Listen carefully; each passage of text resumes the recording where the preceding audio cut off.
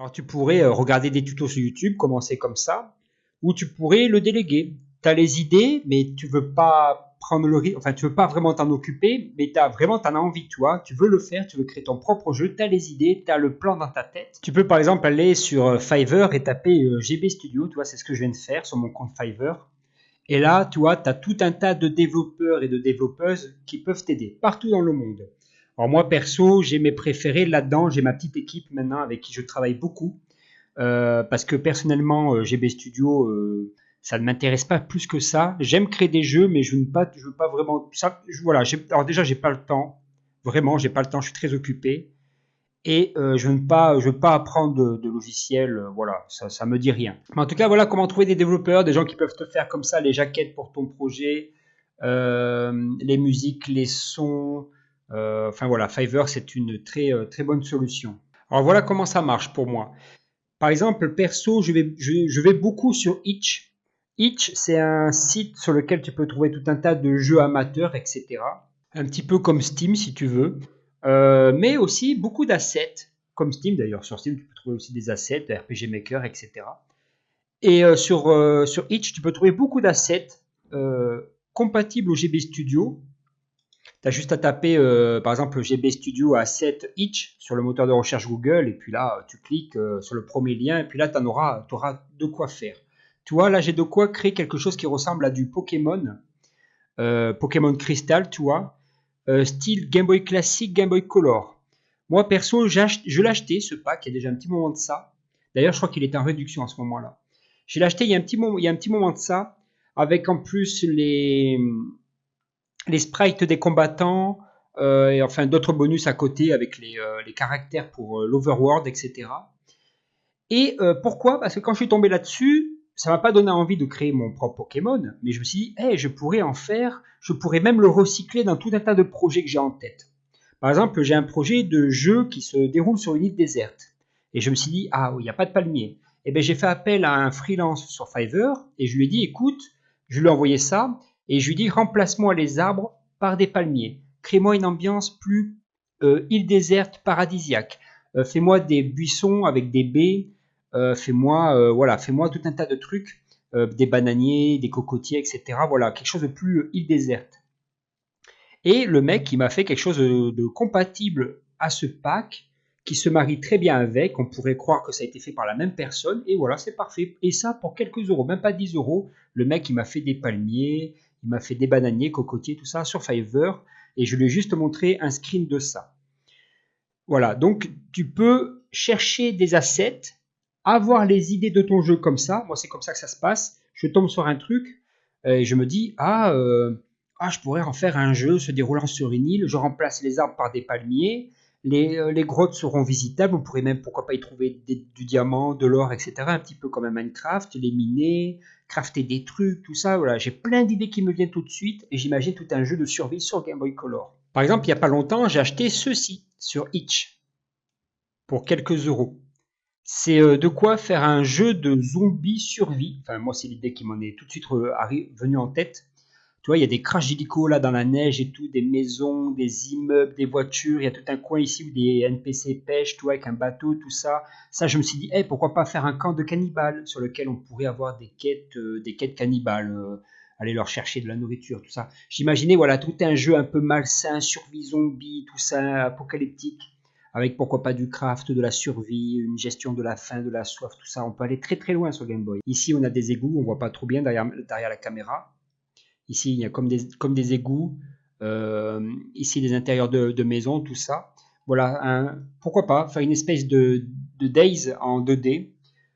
Plein d'idées comme ça, où on pourrait combattre les zombies directement sur la map, un peu comme un ARPG. Taper les zombies sur la map. Parfois, les zombies lootent des choses. Je sais pas moi, un briquet, un couteau, du papier, des éléments pour soigner. Enfin, tu vois, un peu comme un jeu de survie lambda sur PC. Et voilà comment viennent mes idées. Admettons, s'il me manque des trucs, j'aimerais bien ajouter dans mon projet, eh bien, je demanderai à un freelance sur Fiverr.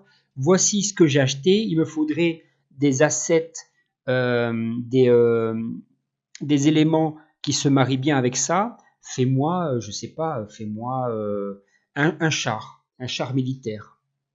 Fais-moi une voiture de police accidentée. Voilà, fais-moi un camp militaire. J'en ai besoin parce que voilà, par rapport à mes idées, toi, j'en ai besoin.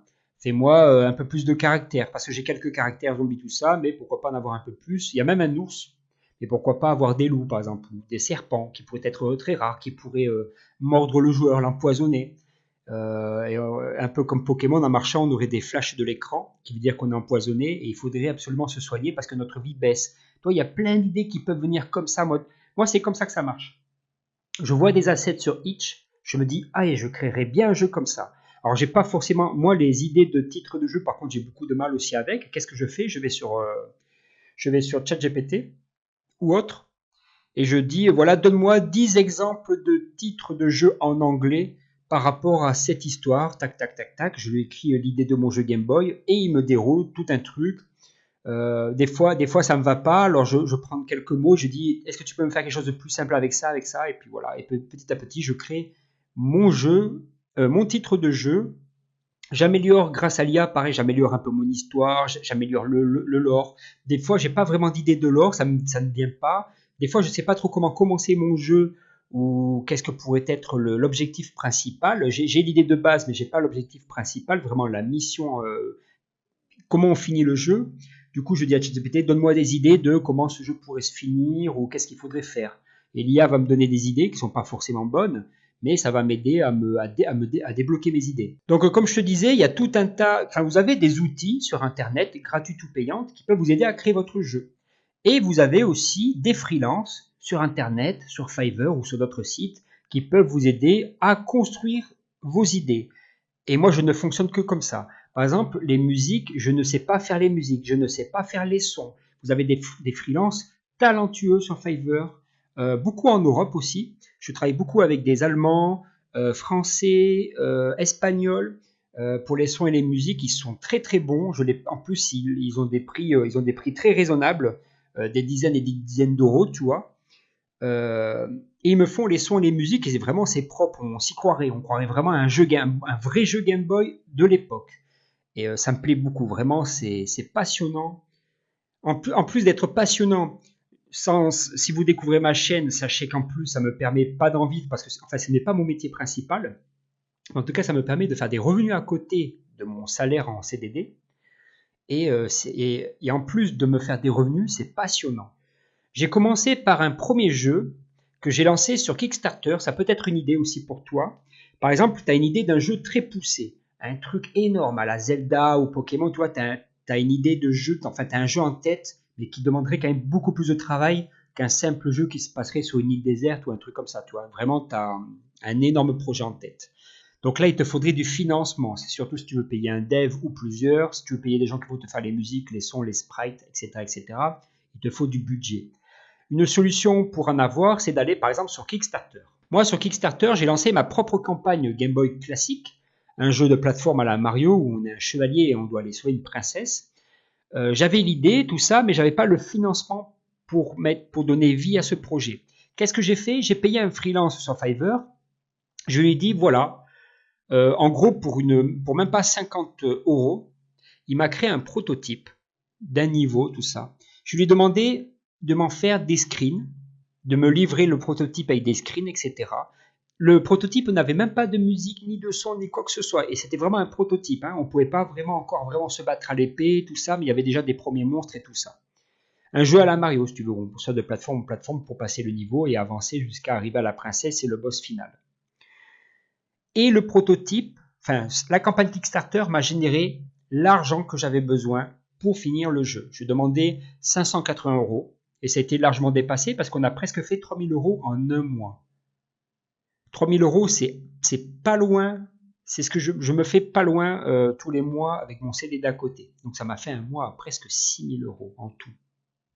Donc là, j'avais largement de quoi bosser sur le jeu. Et le jeu, d'ailleurs, à l'heure où je vous fais cette vidéo, il est bientôt fini. Mon dev est en train de rajouter les musiques qu'on vient de me livrer ce matin, un pack de 11 musiques. Le boss, l'écran titre, les musiques des différents niveaux, la musique du game over. Il est en train de les inclure dans le projet. Et c'est tout ce qui manque pour qu'on finalise, pour qu'il me livre le jeu final, version finale, fini. À part si je trouve des bugs ou qu'il y a des retouches à faire, mais normalement c'est fini. Et c'est un très bon dev. Il va faire en sorte de son côté de vraiment tester le jeu, tout ça, voir s'il n'y a pas de gros problèmes particuliers ou quoi. Après, s'il y a des petits bugs ou quoi, c'est pas méchant. Mais qu'il n'y ait pas de vraiment gros soucis vénères. En tout cas, sache que Kickstarter peut être une solution pour toi. Tu publies ton projet avec tes screens, tu vois, comme cette personne-là, et ça peut vraiment marcher. Tu peux faire beaucoup d'argent. Il y a des gens, ils demandaient sur Kickstarter, ça arrive souvent pour des projets Game Boy ou NES, que des gens demandent du 3 000, 2 000, 3 000 euros, et ils sortent de la campagne avec plus de 10 000, 20 000, 30 000 euros.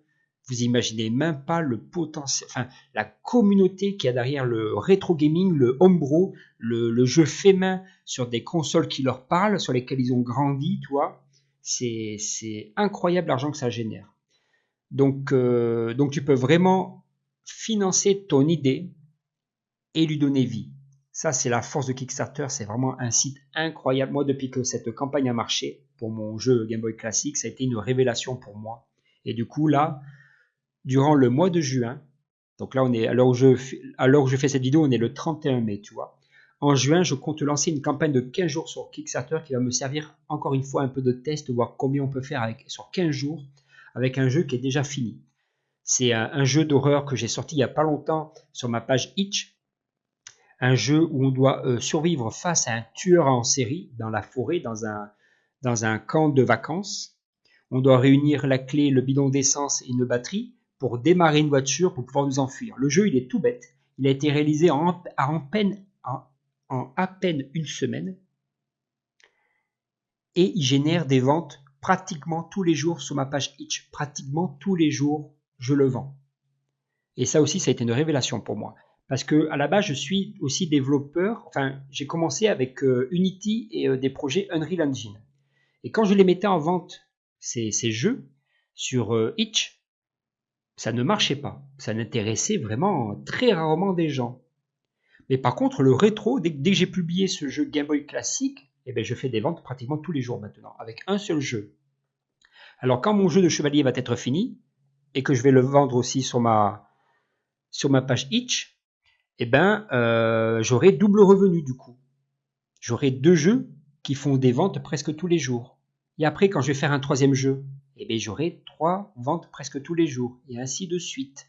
Et imagine les revenus après que je peux faire par mois de façon automatique avec des jeux que j'ai créés une seule fois et qui se vendent presque tous les jours. Donc pense à ça aussi. Une page Itch peut être une très très bonne chose. À savoir qu'en plus, tes jeux rétro, il y a moyen que tu les fasses pour PC, que tu les vendes sur Steam. On voit ça de plus en plus. D'ailleurs, dans cette campagne, je crois que c'est le cas. Ouais, il me semble que c'est le cas. C'est un jeu qui est vendu aussi sur Steam. On le voit ici, sur Steam aussi. Parce qu'en fait, ton jeu Game Boy, tu peux le mettre sur navigateur et depuis le navigateur, transformer le jeu Game Boy en point exe. Et du coup, que ça soit jouable sur PC, quoi, depuis la portable de Steam ou depuis un PC directement. Bon, je me dépêche parce qu'il commence à faire chaud dans mon bureau avec l'ordinateur et tout ça. En tout cas, il y a pas mal d'assets, comme tu peux le voir sur Itch, qui peut te donner pas mal d'idées. Là, par exemple, il y a tout un pack. Alors, c'est par la même personne. Regarde tout ce qu'il y a, c'est un truc de fou. C'est par la même personne sur lequel j'ai acheté le pack de ressources à la Pokémon. Là, c'est la même chose, mais dans un style, tu vois, plus japonais. Et je ne l'ai pas encore acheté, mais je vais peut-être le faire aujourd'hui, tu vois, aujourd'hui ou dans les prochains jours. Là, tu vois, tu as des magasins, tout ça. Alors pareil, si tu n'as pas les pancartes qu'il te faut, tu peux demander à un dev sur Fiverr, ok, crée-moi une pancarte pour un magasin de potions, etc. etc. Toi, s'il te manque des trucs, c'est pas un problème. Donc là, tu as un pack pour faire du jeu Game Boy Color dans un style, ou alors c'est NES, c'est un pack pour NES peut-être. C'est pour GB Studio. Et là, tu vois, tu as de quoi créer ton propre jeu dans un style à la japonais. Toi, moi, déjà, là, ça me donne plein d'idées. Avec une héroïne que j'ai en tête, tu vois. Il y a différents arbres de couleurs, tout ça, c'est magnifique. Tu vois, là, ça me donne plein d'idées pour plein de projets Game Boy Color que je pourrais créer au moins 2-3 jeux faciles rien qu'avec ces attestations. Parce que moi, j'ai une technique. j'ai une technique, c'est que là, j'ai créé pas mal d'idées de jeux à partir d'une asset. Par exemple, l'asset là, cet asset là que je te montrais, j'ai une idée qui se passe, donc où j'ai pas grand chose à modifier, à part créer des maisons plutôt médiévales. Tu vois, retirer, modifier les maisons modernes par des maisons médiévales. Et là, c'est un projet plus ARPG, fantasy, heroic fantasy médiéval, tu vois. Donc là, j'aurais pas besoin de changer les arbres et tout ça. Euh, Juste modifier les maisons, faire des intérieurs de maisons plus médiévales. Mais dans ce style-là. Il y a ça, en plus, j'ai recyclé ces assets pour mon projet sur une île déserte, et en plus, j'ai recyclé mon projet d'île déserte par un autre projet qui se passe aussi sur une île, mais avec des trucs plus modernes, tu vois. Tu peux en plus recycler une asset que tu vas acheter une fois pour quelques euros ou pour quelques dollars, comme ici. Et ces assets-là, tu vas pouvoir les retravailler, ou ajouter d'autres éléments avec des freelances, etc. pour tes différents projets. Donc moi c'est ce qui va se passer. Un pack d'assets que j'ai acheté une fois va me servir à faire différents projets Game Boy Color, NES, etc. Et comme tu peux le voir, il y a plein de trucs sur Internet. Là, par exemple, tu vois, tu as ce pack pour GB Studio, style Game Boy classique avec des châteaux, tout ça, machin. On va aller voir ce que ça donne. N'hésite pas à lire ce que tu as ici dans les textes du créateur. Le créateur, il va te stipuler si tu peux utiliser comme tu veux, si tu peux modifier comme tu veux, si tu peux utiliser dans des projets commerciaux ou pas. Il peut aussi te dire, tu peux en faire ce que tu veux, mais je vais être cité dans les crédits, etc., etc. Donc n'hésite pas à lire ça pour ne pas avoir le moindre problème peut-être de poursuite. Voilà. Après, les sons et les musiques sur Itch, perso, je n'ai jamais trouvé mon bonheur. Donc ça, je préfère faire appel à des freelances sur Fiverr pour me créer les sons et les musiques. C'est quand même beaucoup plus propre, plus unique, et ça colle plus. Parce que moi, ce que je fais généralement, c'est que je vais voir le freelance, je lui montre des captures du jeu, ou alors je lui parle rien que de l'histoire. Voilà, le jeu va être comme ça, il va commencer comme ça, machin, machin. Ta carte blanche, crée-moi un truc. Et généralement, à 100%, il n'y a aucun souci, ça colle parfaitement à l'idée que j'ai en tête. Donc là, c'est pour GB Studio, donc c'est parfait, c'est compatible pour le GB Studio. Là, on a de quoi faire des jeux très sympas là aussi, toi, avec des souris, tout ça, j'aime bien. C'est la première fois que je vois cet asset, mais toi, rien que la pièce là avec les souris, tout, ça me donne déjà pas mal d'idées. Alors, je vais te montrer autre chose aussi, c'est ça. C'est un pack d'assets pour faire un jeu de viking. Et j'ai déjà un projet qui va débuter là-dessus. En fait, on a tout un village viking, tout ça, et je me suis dit, pourquoi pas, on gère un village viking avec un marchand, sur une map qui est pas très grande, avec un marchand qui pop à des endroits différents tous les jours, qui peut acheter et vendre, et on peut faire tout un truc commercial, où on peut avoir des NPC qui, par exemple, qui font de la nourriture avec les animaux. Enfin, en tout cas, voilà, je pense que ça sera tout pour la vidéo, parce que là, je commence à avoir vraiment chaud, je vais arrêter la vidéo ici. Mais voilà, je voulais faire une petite vidéo là-dessus pour te donner des idées. Si tu veux créer ton propre jeu, il y a plein de solutions. Tu as Fiverr pour trouver des freelances, tu as Itch pour trouver des assets, etc. Donc, et si tu as des questions, n'hésite pas en commentaire. En tout cas, c'était Rino. Portez-vous bien. Ciao, bye bye.